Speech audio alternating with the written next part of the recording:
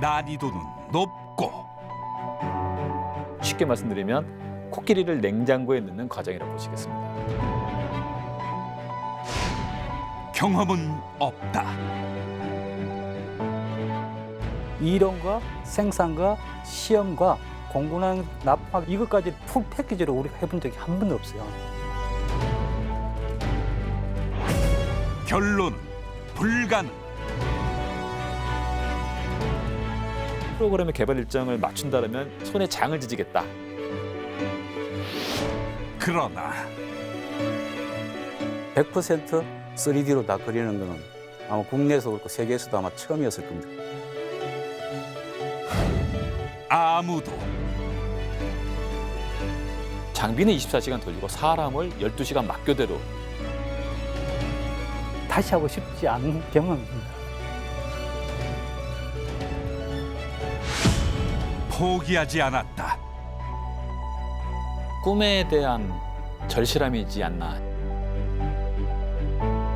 힘들다든가 또 미쳤다든지. 신들린 듯 불가능을 돌파한 사람들.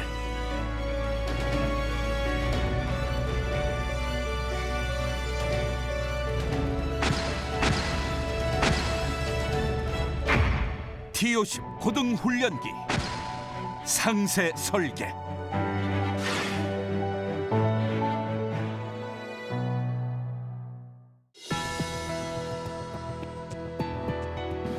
여러분 안녕하십니까? 첨단 국가의 초석, 방위 산업의 라미경입니다. 오늘은 지난 시간에 이어 T50 고등훈련기의 상세 설계 과정에 대해서 살펴보겠습니다. 오늘 생생한 이야기 들려주실 세 분의 T50 주역들 모셨습니다. 한국항공우주산업 카이에 근무하시며 T50 개발을 이끌어오신 고대우 수석연구원 모셨습니다. 안녕하십니까, 고대호입니다. 고등훈련기 사업이 처음 검토되던 시절부터 T50 형상 관리를 주도해 오신 이수천 수석연구원 자리하셨습니다. 안녕하십니까, 이수천입니다. 마지막으로 카이에 근무하시며 T50을 비롯해 각종 항공기 개발에 참여해 오신 송정원 팀장님 함께 하시겠습니다. 안녕하십니까, 송정원입니다.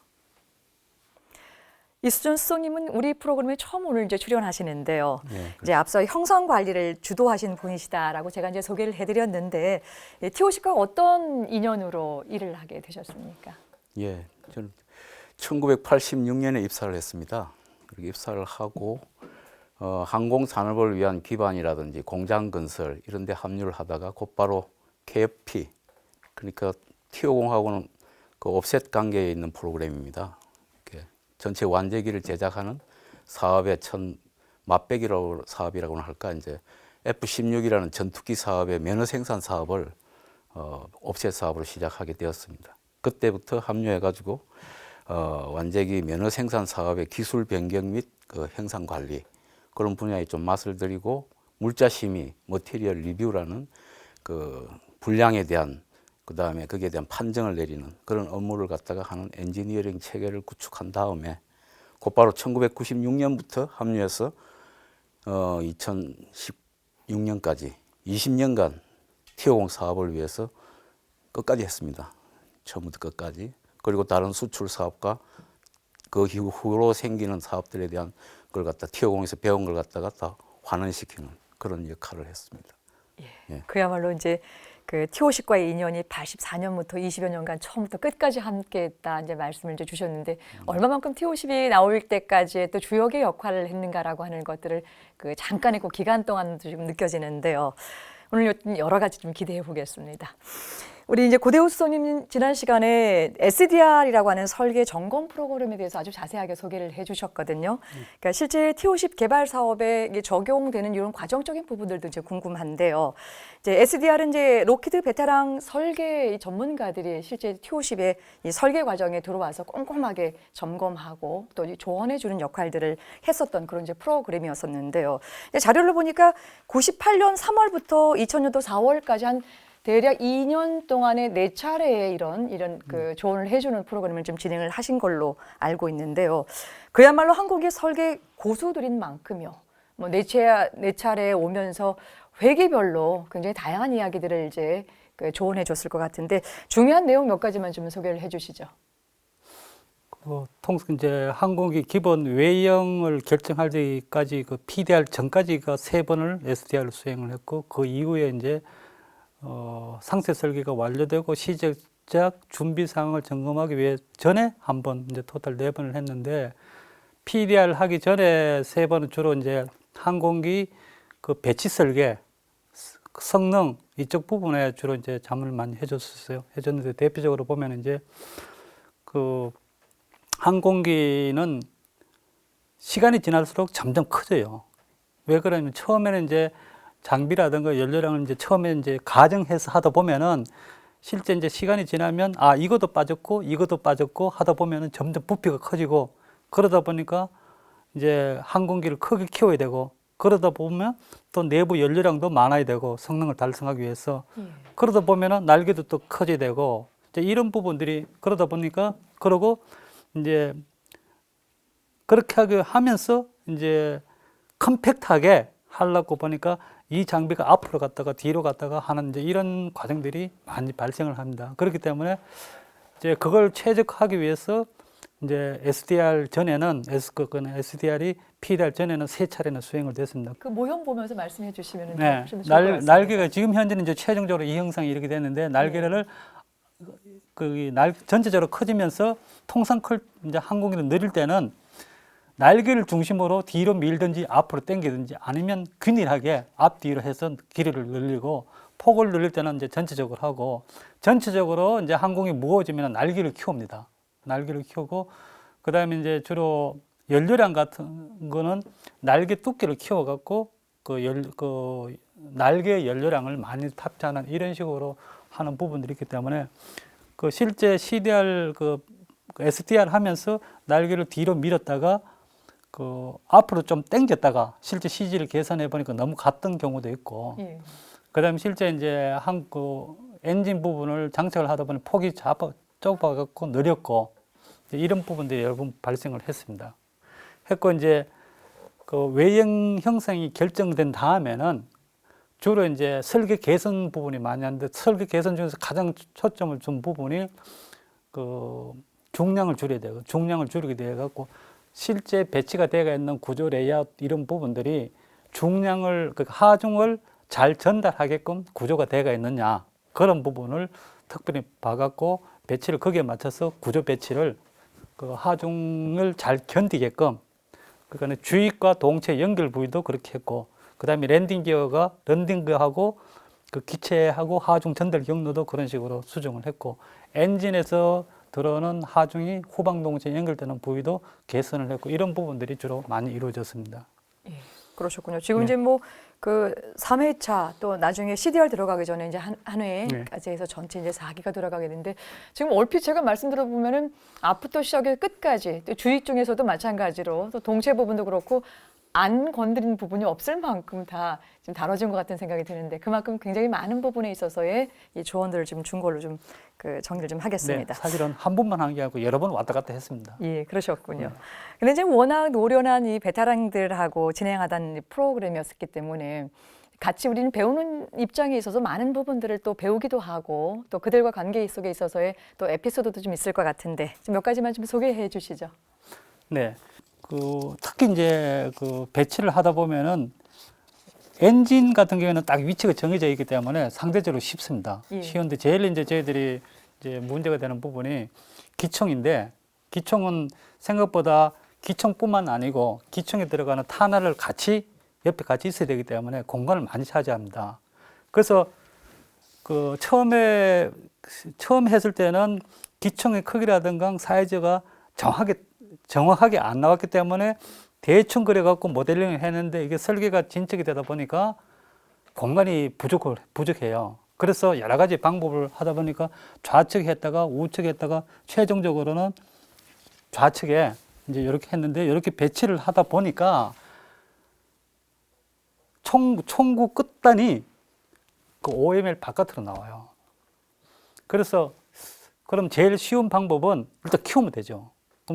근데 그것 때문에 키우기에는 너무 아깝다는 이야기죠. 뭐냐 그러면 항공기를 키우면은 특히 이제 키우면 이게 항공기 단면적이 커지기 때문에 최고 속도 부분이 떨어지는 거 있기 때문에 속도라든가 이런 부분에 전반적인 영향을 미칩니다. 그래서 이 어떻게 했으면 좋을까 막 고민을 하다가 그때 마침 그 테크니컬 어시스턴트 로키드에서 온 전문가가 아예 그 튀어나오는 부분을 범퍼라는 게 뭐냐, 그 부분 볼록하게 해서 처리를 하면 어떻게 하느냐 그렇게 제안을 하더라고요. 비행기가 그래도 되냐? 처음에는 말도 안 되는 이야기 같더라고요. 그래서 그럼 다른 비행기가 있냐? 우리가 이제 제일 자주 물어보는 게 다른 비행기가 그런 게 있느냐? 그렇게 있으면 우리도 하면 되는 거 아니잖아요. 예. 그래서 이제 물어보니까 그런 비행기 아주 많대요. 그래서 F-16도 한국공군이 그 당시에 F-16을 생산하고 있었는데 F-16도 그렇다고 이야기하더라고요. 그래서 현장에 바로 갔죠. 바로 갔는데 F-16 그 공장을 평소에 많이 왔다 갔다 했어요. 많이 봤는데 한 번도 당연한 거라고 생각하고 유심히 안 봤는데 거기 가서 딱 보니까 그렇게 딱 돼가 있더라고요. 그래서 우리도 저렇게 하면 되겠구나. 그래서 T-50도 사실은 그런 식으로 그 기총 배치를 최종적으로 해결을 했습니다. 그게 지금 전에 제일 깊게 남아 있었고, 그다음에 그 당시에는 그런 이제 경험이 없다 보니까 그걸 하면 아예 안 되는 이런 생각들을 저희들이 많이 가졌던 거 아니냐 그런 생각이 듭니다. 그렇죠. 네. 이제 항공기 개발뿐만 아니라 저희가 무기체계 개발을 쭉 진행해 오면서 아무도 가보지 않은 길을 갈 때 그 두려움들, 또 이후에 나오는 이런 책임의 문제들, 이런 것들 때문에 고민을 좀 많이 하시는데, 이제 결국 이제 항공기 개발 과정에 있어서 무게, 속도, 이것 때문에 또 한 번 이제 고민을 하시고 결국은 굉장히 좋은 아이디어로 이제 마감을 하신 걸로 좀 정리를 하겠습니다. 결국 이제 로키드 베테랑들이 결국 와서 이 SDR을 이 프로그램을 잘 진행하는 과정 속에 있어서요. 결국 이제 T-50 개발 전반에 거쳐서 이 SDR 사업이 어떤 영향을 미쳤는지 이 평가를 좀 한번 하고 좀 가려고 하는데요. 어떻게 평가해 볼 수 있을까요? 사실 저희들 T-50 개발을 할 때는 해본 적이 없어요. 처음부터 끝까지. 그러니까 학교에서 배우는 거는 일부 이론하고 그다음에 업체는 이제 단순히 도면 받아갖고 생산을 해보고 그래서 납품한 것밖에 없는데 이거는 이론과 생산과 이걸 설계를 베리파이 할 수 있는 시험과 그다음에 나중에 공군항 납품하기 전에 모든 도큐멘테이션 이것까지 풀 패키지로 우리가 해본 적이 한 번도 없어요. 그래서 그런 큰 틀을, 큰 그림을 보고 그러니까 로키드의 전문가들이 저희들한테 자문들을 대단히 잘 해줬습니다. 잘 해줬고 그 사람들이 이제 우리나라로 치면은 시인업 같으면 실무를 잘 모른다고 생각을 하잖아요. 예. 그죠? 실무는 어찌 보면 실무자가 제일 잘 안다고 사실은 그렇게 하는 경우가 많은데 나이 한 5, 60대 된 머리 흰 분들이 오셔갖고 1박 2일 하면 그냥 우리가 한 자료를 하루 정도 설명을 듣고 그 다음날 그냥 우리가 보기에는 아주 그 영양가 있는 코멘트들을 참 많이 해주시는 걸 보고 일단은 일견 부러웠고 왜냐하면 너무 많이 아는 부러움이 있고 그 다음에 또 하나는 저분들이 저렇게 한 분야에서 저 평생을 할 수 있었다는 그 사회 분위기도 참 부러웠던 기억이 있습니다. 그렇죠. 결국은 네. 얼마만큼 기술이 축적이 되고 축적된 기술 속에서 노하우를 발휘하느냐라고 하는 부분들이 있어서 특히 이제 선진 항공기를 또 개발했던 이런 국가들의 또 큰 또 장점이기도 할 텐데요. 네, 이수성님께서도 거기에 참여했던 사람들이 우리의 그 모델이 되는 F-16 이것을 실전적으로 개발했고 걔네들도 그 어린 시절부터 F-16이라는 걸 개발하는 그 과정, 어려움 이런 걸 다 겪었거든요. 그런 걸 다 겪으면서 세계로 술출하는 멀티 세일 항공기를 만든 다음에 거기에 대한 자부심, 기술력, 많은 세월이 흘렀을 거 아닙니까? 예. 그러한 자신감들이 배인 사람들이 그 F-16을 따라오는 그 훈련기급의 레벨, 그러니까 한 80% 정도 수준이 되는 거죠. 그런 거에 대한 개발의 배경을 설명할 때 아주 실전적인 경험과 자신감이 있는 거죠. 그래서 그 사람들이 가이드하는 역할 이런 것들이 저희들한테 직접적으로 바로 그 가이드가 되고 교훈이 되고 실질적인 가르침이 되는 거죠. 그래서 거기서 많은 것을 배우고 자신감도 얻게 되는 그런 계기가 된 것 같습니다. 예. 두 분 말씀. 예. 팀장님께서도. 이제 저도 이제 뭐 경험담을 좀 말씀드리면 사키스 락히드 기술진이 이제 많은 분들이 오셨습니다. 그래서 도움을 많이 주신 것도 맞는데 이제 여러 사람이 있고 또 락헤드라는 데가 미국의 기업이다 보니까 실제로 좀 도움이 안 되는 분도 계셨어요. 이제 여담으로 말씀드린 거. 왜냐하면 기술 보호 정책이라는 게 있지 않습니까? 네. 자신의 모든 것을 다 노하우를 가르쳐 주기에는 좀 민감한 정보들은 잘 안 가르쳐 주려고 하는 부분도 있었고, 그것을 또 저희 기술진들은 어떻게든지 알아내려고 이제 하는 방법이 있었는데, 그 방법 중에 하나가 기술진들 중에는 재미교포나 동포분들도 계셨어요. 한국인 분들이죠. 예. 그분들 같은 경우는 이제 한국인의 정으로 이제 그분들은 모국이기도 하고 혹은 이민자 2세로서 아버지면 나라이기도 하니까 그분들이 의무력을 많이 도와주신 분도 계시고, 미국 사람들이 한국 문화에 좀 익숙하지 않은데 같이 생활하면서 쉽게 말하면 술도 같이 먹고 하면서 인간적인 걸 키운 다음에 이제 기술적인 질문을 살짝 던져서 인간적으로 그 정보를 얻어내는 그런 것들도 많이 했던 기억이 납니다. 그런 노하우를 또 예, 오늘 세 분 말씀 잘 들었습니다. 여러분께서는 지금 첨단 국가의 초석 방위 산업을 시청하고 계십니다.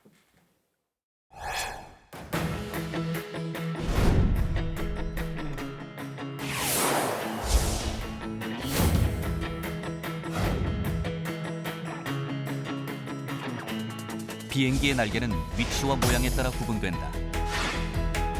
먼저 날개가 부착된 위치에 따라 하이, 미드, 로우로 나눌 수 있다. 하이 윙은 말 그대로 동체의 위쪽에 날개가 부착된 형태다. 항공기의 무게중심이 날개보다 아래에 위치하기 때문에 안전성이 높은 반면 기동성은 떨어진다. 따라서 하이 윙은 저공, 저속 비행을 하는 경항공기에 많이 채택된다. 미드 윙은 날개가 동체의 중간에 장착되는 항공기로 다른 형태에 비해 안정성이 좋고 기동성을 확보하기도 쉽다. 그러나 날개가 동체를 관통하거나 날개 주변의 보강 때문에 동체 내부의 여유 공간이 줄어드는 단점이 있다. 따라서 미드 윙 형태는 많은 승객과 짐을 실어야 하는 여객기에서는 거의 찾아볼 수 없다. 날개가 동체의 아래쪽에 부착된 로우 윙은 항공기의 무게중심이 날개보다 위에 위치하기 때문에 기동성은 높지만 안정성이 떨어진다. 높은 기동성을 요구하는 전투기에 많이 쓰이며 외형상 날렵한 모양 때문에 소형 고속기에서도 많이 채택된다. 날개는 모양에 따라서도 구분할 수 있다. 먼저 둥근 타원형의 날개는 공기역학적으로 가장 이상적인 구조를 가지고 있는데 생산비나 제작성을 고려하면 장점보다 단점이 많기 때문에 현대 항공기에서는 거의 사용되지 않는다. 사각형 모양의 날개는 생산비와 정비 비용이 적게 들어 경제적이고 제작이 쉽다는 장점이 있다. 하지만 공기역학적 측면에서 비효율적이기 때문에 주로 초경량기에서 많이 사용된다. 사다리꼴의 테이퍼 날개는 사각 날개와 타원형의 장점을 모두 얻기 위해 고안된 방법으로 날개 끝으로 갈수록 폭이 좁아지는 형태다. 날개 면적에 비해 최적의 양력을 얻을 수 있을 뿐만 아니라 구조역학적 장점도 가지고 있다. 따라서 현대 군용기나 민간의 저속 항공기의 날개 모양은 대부분 이런 테이퍼형을 채택하고 있다. 삼각형 형태의 날개는 초음속 항공기에서 저항을 극소화하기 위해 고안된 날개다. 주로 초음속 전투기에서 사용되고 있으며 콩코드 같은 초음속 여객기에도 쓰인다.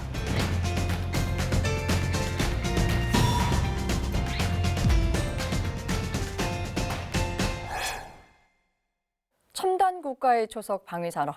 오늘은 상세 설계 이야기에 대해서 나눠보고 있습니다. 송 팀장님.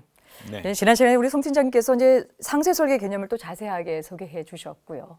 이어서 이제 T50 상세 설계팀에게 주어진 시간과 또 생산해야 될 도면이 이제 전반적인 부분을 설명을 해주시면서 회사에서 설정한 기간 내에 이거를 충분하게 다 만들어내지 못한다라고 하는 측면들을 말씀해 주셨거든요.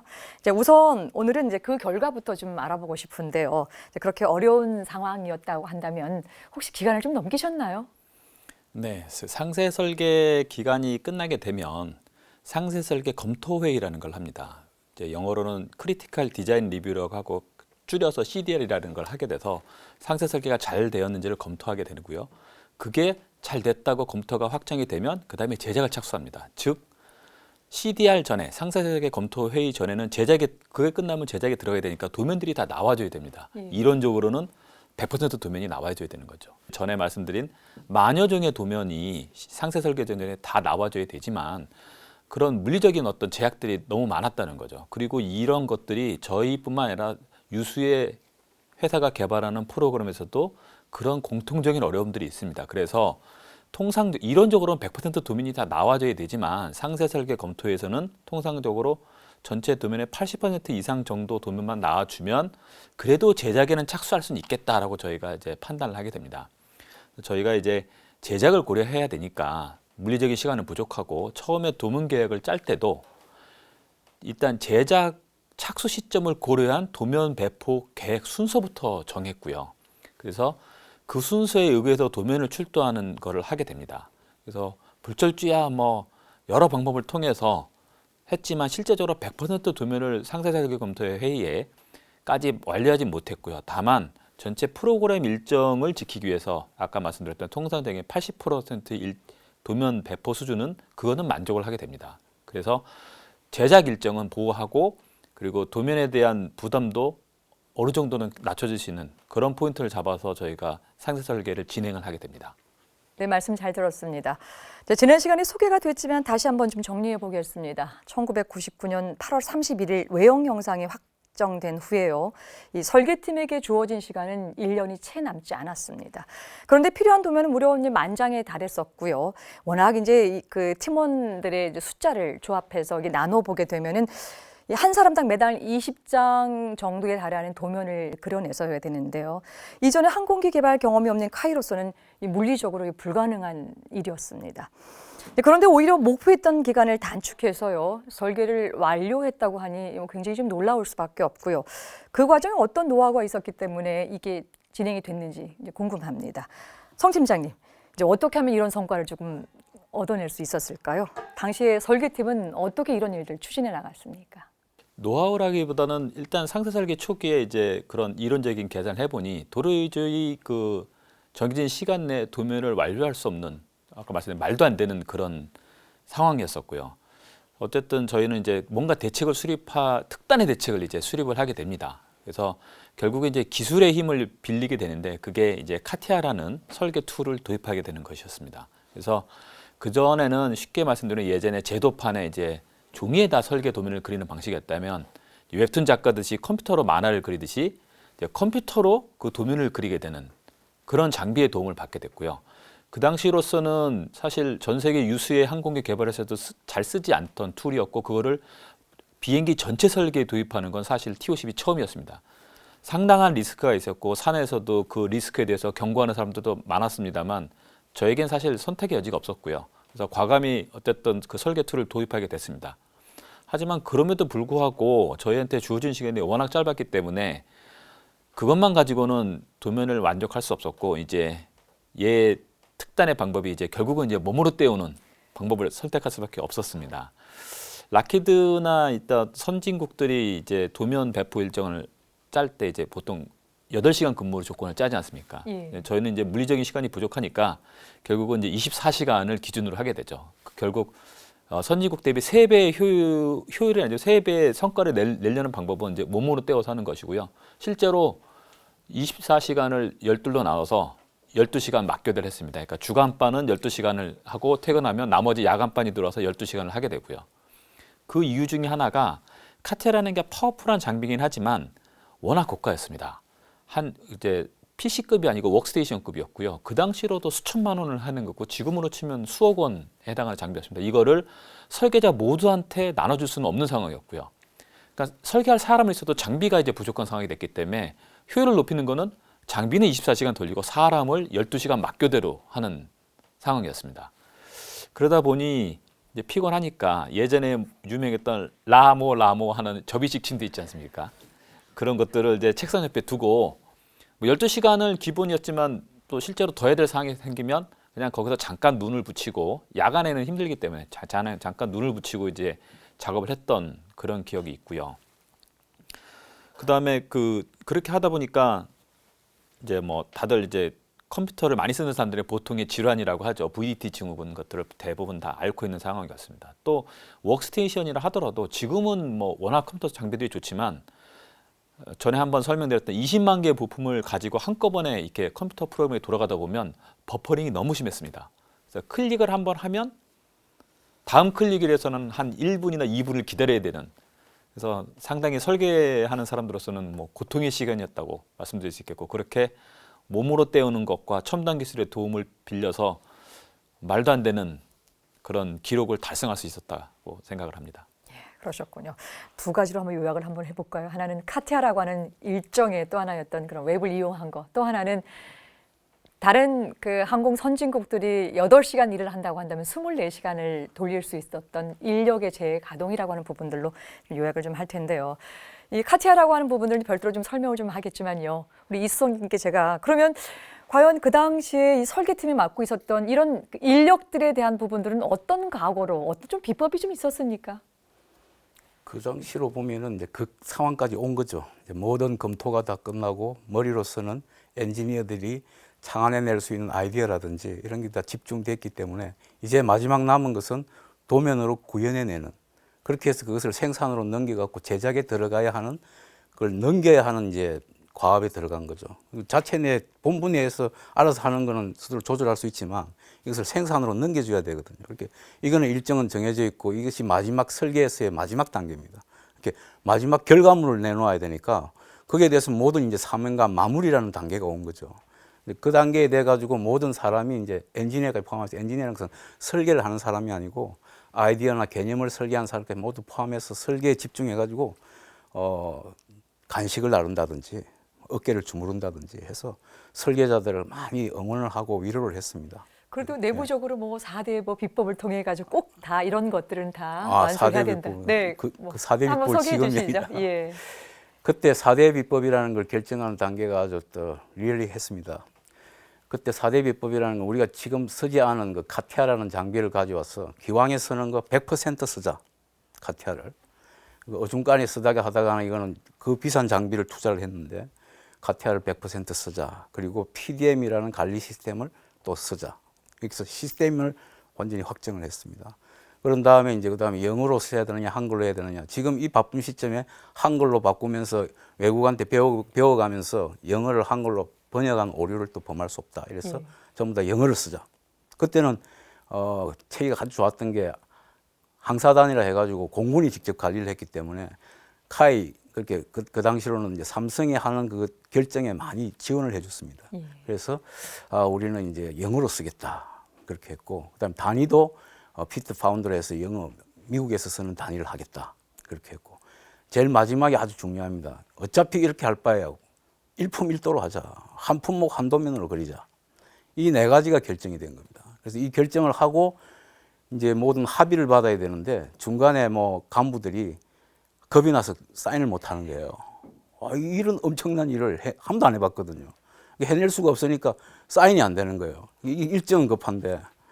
그래서 제가 딱 결심을 했습니다. 이거는 역대에 한 번도 없던 건데 모든 결제를 다 생략하고 바로 책임자한테 바로 사인 받는다.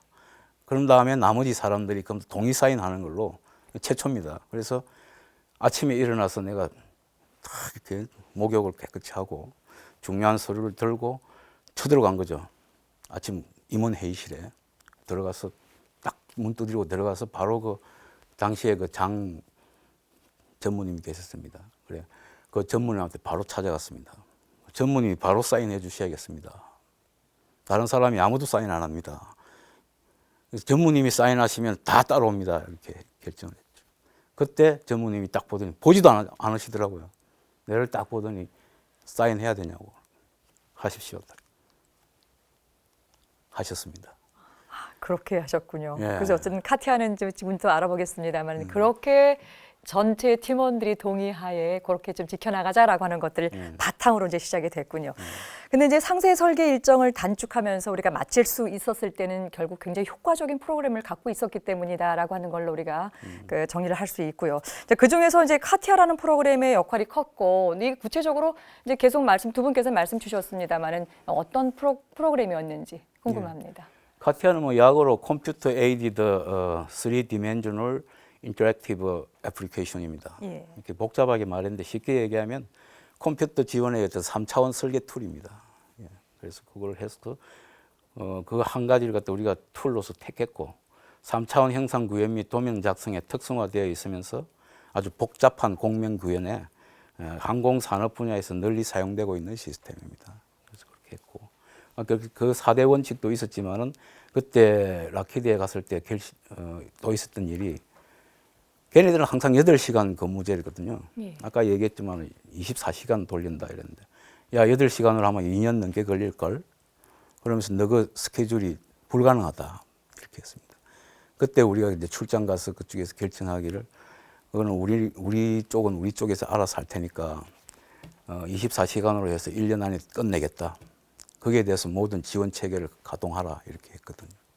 그때 그 사람들이 어리둥절하면서도 뭐 우리의 결정권이니까 그렇게 하겠다니까 동의해줘서 넘어가게 된 그런 그 출장 가서 결정한 사항들이 아직도 기억이 납니다. 예. 그러셨군요. 네. 근데 이제 카티아의 장점은 이제 실제 설계해 본 사람들이 장점을 가장 또 잘 알 것 같은데 이 작업 중에 느꼈던 이 카티아 가장 큰 장점 뭐라고 보십니까? 예. 3차원으로 이제 그리기 때문에 지금까지 2차원으로 도면을 많이 그렸거든요. 그리고 부분적으로 3차원이 필요하면은 3차원을 좀 하고 기능이 필요할 때 NC 가공을 한다든지 뭐 3차원의 어떤 디멘저닝 측정이 실물을 통해서 측정이 필요하다든지 이런 데 대해서는 했지만 100% 3D로 다 그리는 거는 아마 국내에서 그렇고 세계에서도 아마 처음이었을 겁니다. 그 당시로는. 그래서 그때 아주 과도한 결정인데 모든 거를 100% 카티아로 다 그리겠다. 그것은 장점이 있습니다. 왜냐하면 동원된 사람들이 전부 다 젊은 사람들이거든요. 젊은 사람들이 옛날 방식을 배울 수는 없거든요. 앞으로 자기들이 가야 할 길을 가야 되니까. 그래서 너희들이 가야 할 길은 카티아를 쓰면서 앞질러 가는 거다. 전부 다 동의를 했습니다. 그래서 전부 다 배우고 해서 같은 툴을 쓰니까 이제 잘하는 사람과 못하는 사람의 기법적인 거는 평준화가 되는 거죠. 그래서 이제 그렇게 한 거고. 그래서 이제 이것을 부품 간의 간섭 확인을 또 통하고 이래가지고 또 저희는 이걸 갖다가 사전에 다 3D로 컴퓨터를 하니까 점검이 다 되는 거죠. 간섭 여부라든지 그다음에 연결 관계라든지 실제 제품이 안 나와도 제품이 나온 것 같이 컴퓨터로 다 구현이 되는 거죠. 사전에 간섭이나 조립성이라든지 이런 것들이 이미 컴퓨터로 다 시뮬레이션이 돼가지고 다 점검이 되는 겁니다. 그러니까 현장에 가면 거의 잡힐 게 없어요. 그런 장점이 있는 거죠. 그래서 그렇게 냈을 때 현장 사람들도 야 이렇게 잘 맞을 수가 있냐. 탁탁 맞고 공차도 거의 다 일치하고 그래서 그렇게 됐습니다. 그래서 설계자, 해석자, 생산자 이런 사람들이 동시공학적으로 환경이 제공됨에 따라서 개발 일정과 비용을 갖다가 줄였다. 그런 게 되는 거죠. 그런 게 되고 이제 3D를 2D 도면에 별도로 작성하여 생산을 진행한 것은 2D라는 게 이제 아직까지는 3D만으로 현재는 지금 3D만으로 다른 사업에서는 3D만으로 생산을 진행합니다. 3D에서 모든 치수와 공차와 보여주는 것도 3D 다 보여주니까 그게 적응이 됐으니까 이제 앞으로의 사업에서는 3D만 써서 사업을 하겠지만 그 당시에서는 도면이라는 것으로 치수를 주고 공차를 줘야 되니까 꼭 필요한 부위에 대해서 2D를 그려야 되는데 그 당시로는 정부도 요구했고 2D를 다 그려야 되니까 3D로 다 한 다음에 또 2D 도면을 다 했죠. 그렇게 하는 거고 그렇게 하면서 많은 연습을 했습니다. 이렇게 그 사업을 하면서 아마 카티아를 쓰거나 설계 기법들이 티오공을 하면서 아마 대한민국의 표준화가 좀 되지 않았을까 항공 분야에서 그렇게 생각합니다. 굉장히 중요한 말씀을 이제 주셨는데요. 도면을 그리는 설계자들의 표준화를 시킬 수 있었다라고 하는 거 그거 굉장히 중요한 좀 사안 중에 하나일 것 같고요. 더군다나 이 카티아를 쓸 수 있는 전체 팀원들 설계팀들에게 이거를 그 의무로 강제 교육을 시켰다라고 하는 부분들은 이후 항공 기술 발전에 있어서도 굉장히 어떤 지점에 이 라인을 긋게 되는 이렇게 좀 됐을 것 같은데 그렇죠. 그런 차원에 있어서의 굉장히 큰 또 역할을 한 걸로 좀 정리해 보겠습니다. 근데 결국 이제 이 카티아를 효과적으로 이제 활용했던 것이 급기야 이제 상세 설계에 이제 TOC과 연계되는 과정에 있어서의 또 이렇게 기간도 단축할 수 있었었고 굉장히 긍정적인 측면으로 이제 영향을 좀 미쳤을 텐데요. 종합적인 평가 한번 마무리 듣고 이제 정리하겠습니다. 어떻게 평가할 수 있을까요?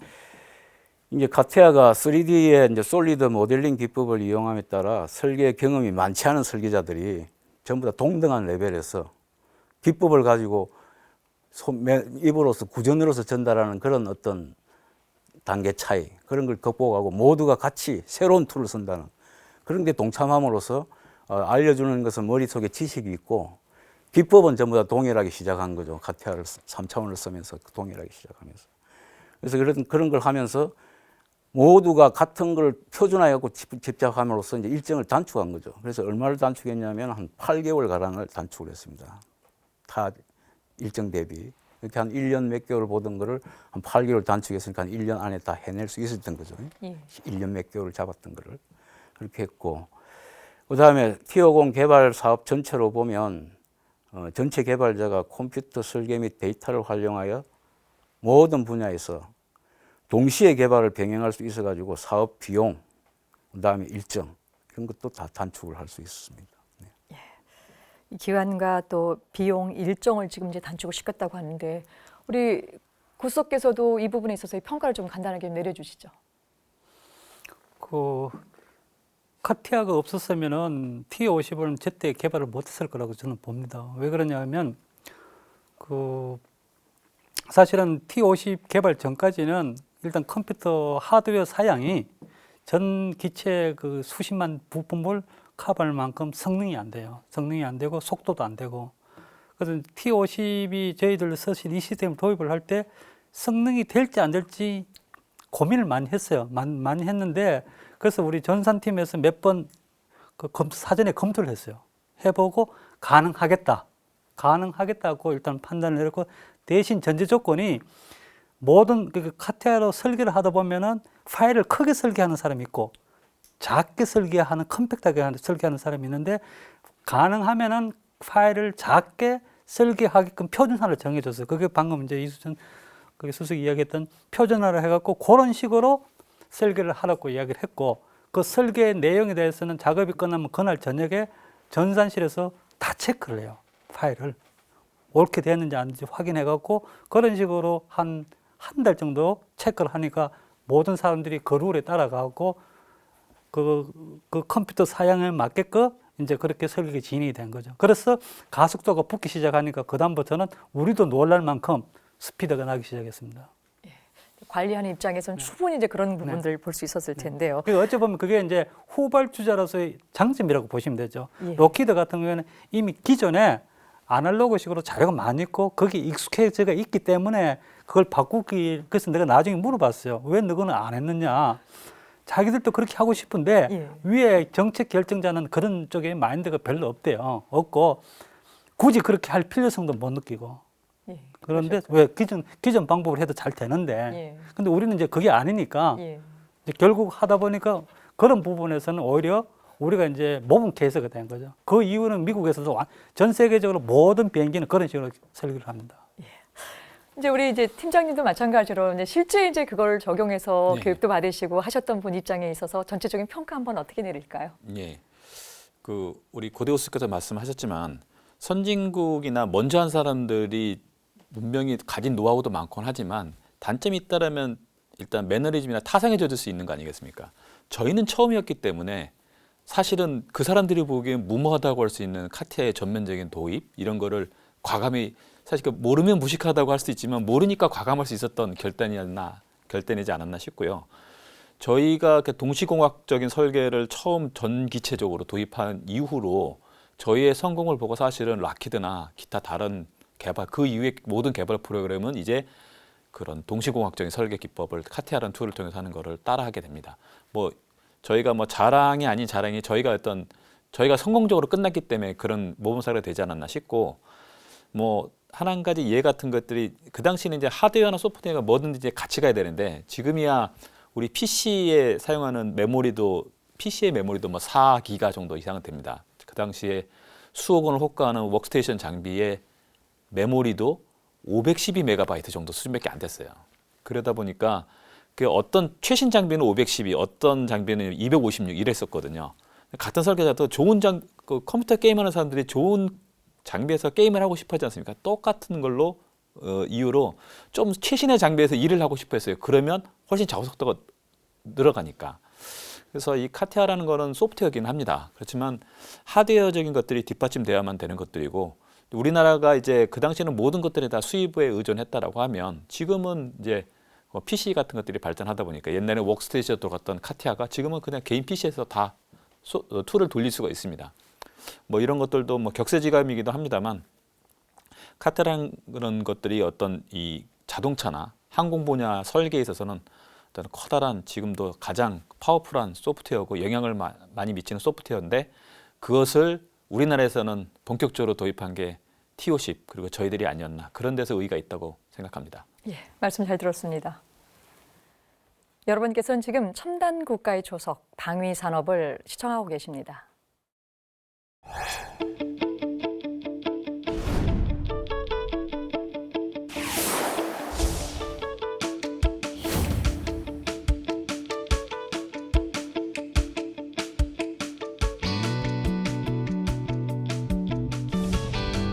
비행기의 날개는 구조에 따라 구분할 수도 있다.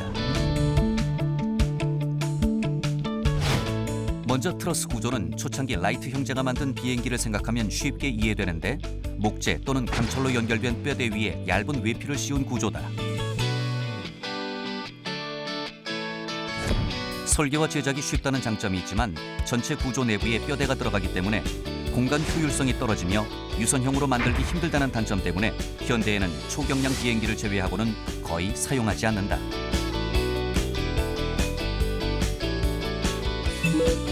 모노코크 구조는 하나의 껍질로만 이루어진 구조를 말하는데 내부를 지지하는 지지봉이 없기 때문에 공간 효율성이 크고 제작 비용이 저렴하다는 장점이 있다.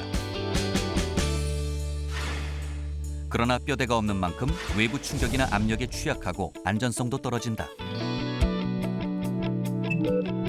그래서 현대 항공기 날개에는 세미 모노코크 구조가 주로 활용된다. 트러스와 모노코크 장점을 모아서 만든 구조로 트러스의 골격과 모노코크의 외벽을 통해 기체를 지탱하는 방식이다. 세미 모노코크 날개는 내부 공간 효율이 높고 외부의 압력에도 잘 견디며 유선형으로도 제작할 수 있다. 하지만 제작하는 데 고도의 기술력과 고가의 설비가 필요하다는 것이 단점이다.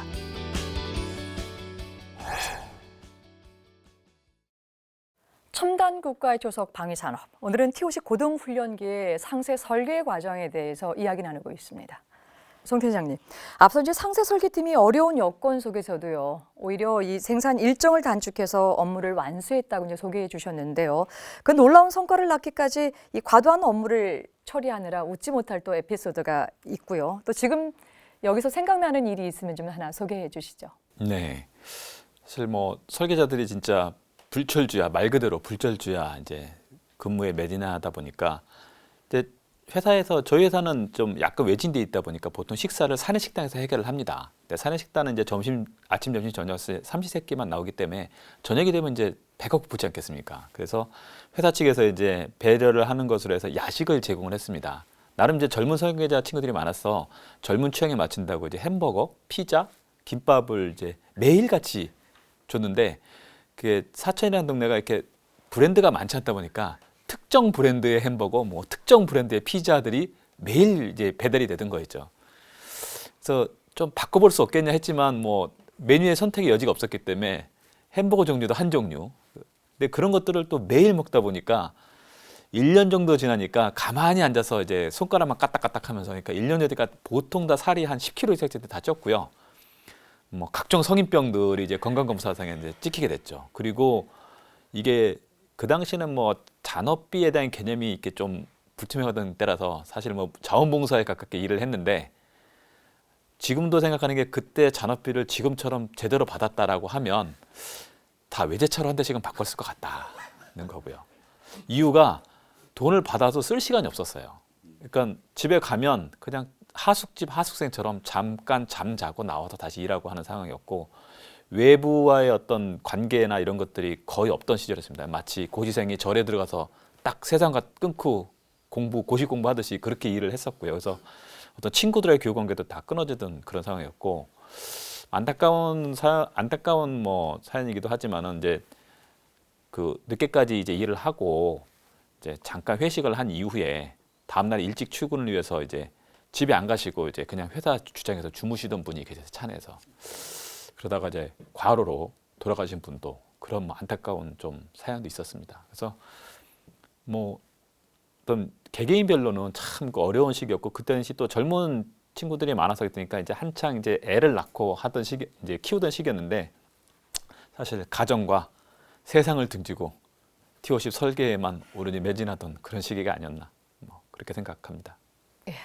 지금 이제 우리 송 팀장님 좀 이제 울먹한 마음을 충분히 제가 이제 이해를 합니다만, 이제 많은 부분에 있어서 어떤 하나를 생산해내기까지의 그 거기에 관련된 관계자들의 노력들, 아니면 또 귀한 또 생명까지 또 야상하게 된 이런 부분들에 대해서 그런 과정이 있었기 때문에 또 오늘날 T50도 있지 않았나 싶은 생각을 갖습니다. 우리 마찬가지로 우리 그 구대호 소속께서도 뭐 기억나는 좀 일들이 있을 것 같은데 하나 소개해 주시죠. 저는 사실은 그 상세 설계는 직접 제가 하지는 않았어요. 안 했는데 이제 주로 그 설계 단계에서 저희들이 이제 제가 그 컨트롤했던 부분 중에 하나가 그 이 중량 관리를 했어요. 도면이 나가려면 그 도면이 무게가 얼마다. 그래서 그 전체 무게 합이 원래 우리가 목표로 했던 그 범위 안에 있어야 도면이 나갑니다. 예. 그래서 도면 설계 그리는 사람하고 그 실제 그 도면에 대한 구조 해석을 하는 친구가 같이 짝이 돼가고 이제 그 작업들을 하고 있고, 그래서 어떤 지연된 부분은 그걸 일정을 도면을 할 때마다 사비를 털어갖고 그 사람한테 베네핏을 막 주고 그렇게까지 독려를 했습니다. 그 물론 이제 사비 턴 건 나중에 회사에서 보상을 해줬지만 그렇게 관리자들이 적극적으로 그 일정 준수를 하기 위해서 그렇게 노력을 했습니다. 예, 알겠습니다.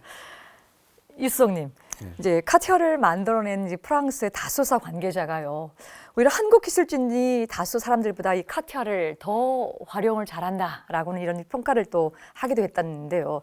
어떤 면에서 그런 이야기가 나왔습니까?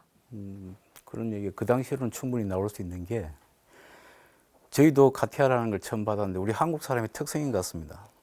어떤 일을 시작하면 뿌리를 뽑는다는 거, 적당히 하는 것보다는 100% 하자는 거, 누구가 해본 것보다 한계를 넘어서 더 하려고 하는 거, 이런 것들이 아마 거기서 발휘된 것 같고, 아까 얘기했듯이 젊은 사람들이 많이 투입됨으로써 젊은이들이 동시에 쓸 수 있는 새로운 툴이라는 건 없다.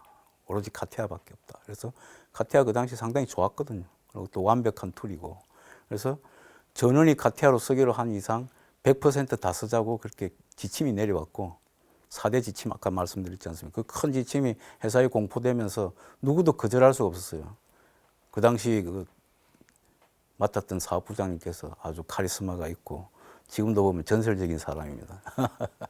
그리고 그때 아마 같이 종사하면서 회의실에 한번 들어가면 문을 걸어 잠그고 한 결정이 내릴 때까지는 못 놉니다.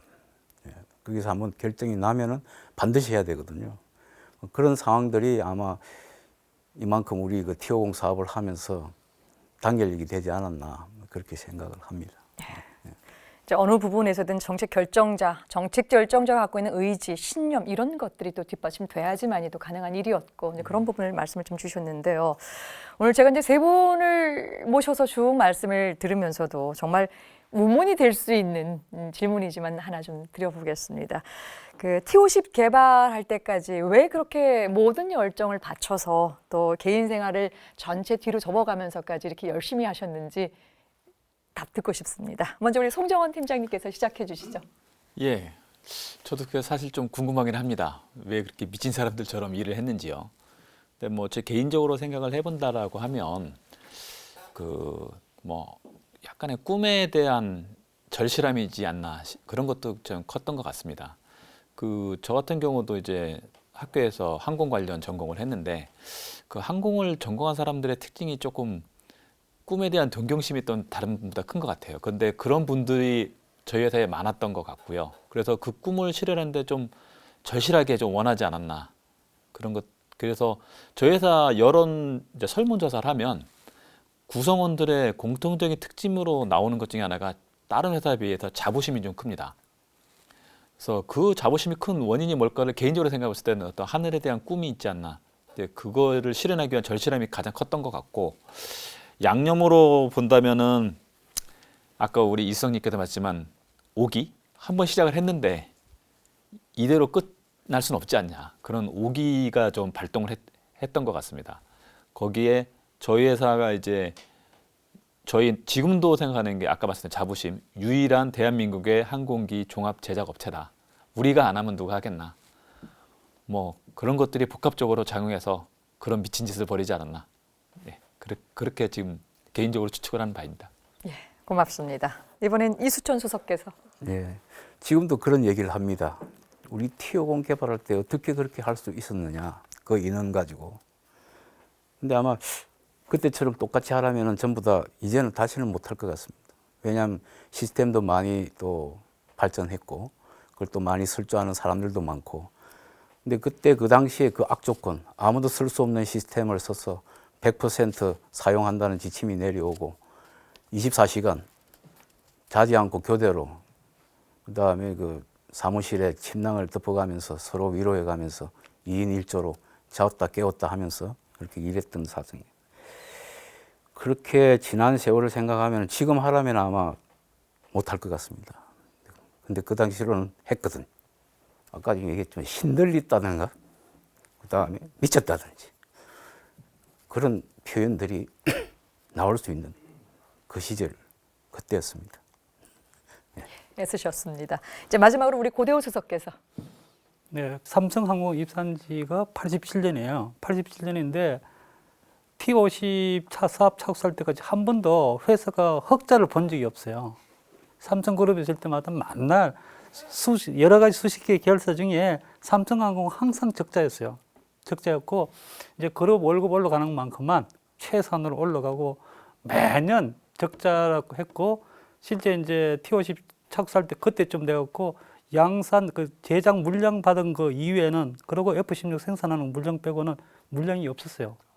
회사가 대단히 그간에 그 절박했다고 이야기를 할까? 어찌 보면은 그래서 그 시점에 회사의 모든 가용 자원을 T50 성공에만 맞춰야 된다. 초점을 그렇게 일단 초점을 그 최고 사장님 빼고 그 사천원 사업부장이 거기에다가 모든 우선순위를 다 줬어요. 모든 거.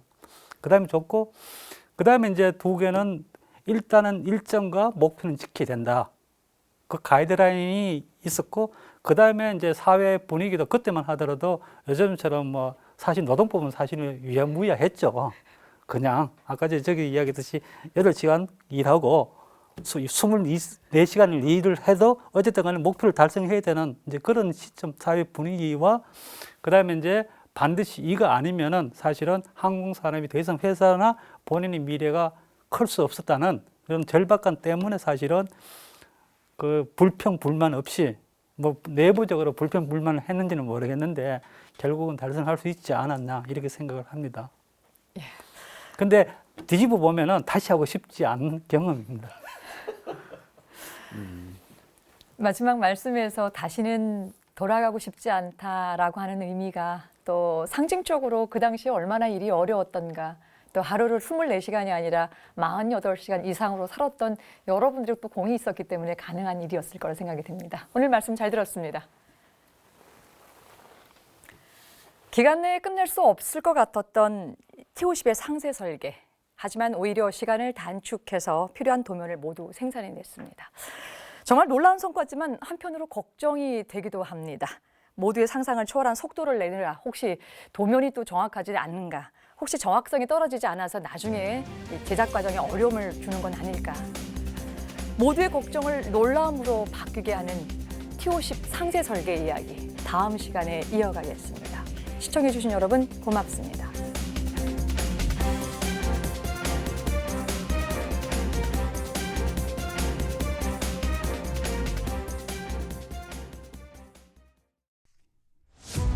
처음 하는 것은 다 뭐든 다 어렵지 않겠습니까? 부족한 경험, 일정이 계속 지연됐던 거죠. 일정을 맞출 수 없는 상황이 발생됐고 촉박한 시간, 근데 옛날 방식으로 설계를 하느냐는 이게 안 맞는 거예요. 새로운 방식을 받아들여야겠다. 유일한 방법은 혁신. IT 기술과 융합을 해가지고 사람이 수작업을 했던 부분을 자동화 좀 시켜보자. 저항을 극복하고 새로운 방식을 도전할 때 그 반대하는 사람들이 생깁니다. 푸른 뛰어넘어 뭐 각종 데이터를 입수해가지고 노트북에다 잔뜩 담아왔습니다. 데이터를. 그 가방을 소매치기를 하는 거예요. 돌아오지 않을 화살처럼 가는 비행기 표는 있었지만 오는 비행기 표는 예약을 안 했습니다. 대한민국 사람이니까 이만큼 해낼 수 있다고 저는 생각합니다. T-50 초음속 고등훈련기 개발 이야기.